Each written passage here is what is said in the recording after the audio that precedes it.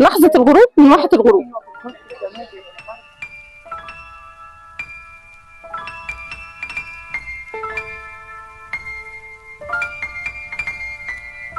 أحلى لحظة ممكن تعيشها لحظة الغروب من واحة الغروب. أحلى مكان ممكن تشوف فيه نزول الشمس في المية واندماجهم سوا، زي ما اندمج الإسكندر الأكبر مع المصريين لما جه هنا وغطس في عين الشمس في رحلة تتويجه من معبد التنبؤات. وصل رحلته لحد ما وصل لهنا، حب يشوف زينا لحظة من أجمل اللحظات اللي ممكن تعيشها في حياتك.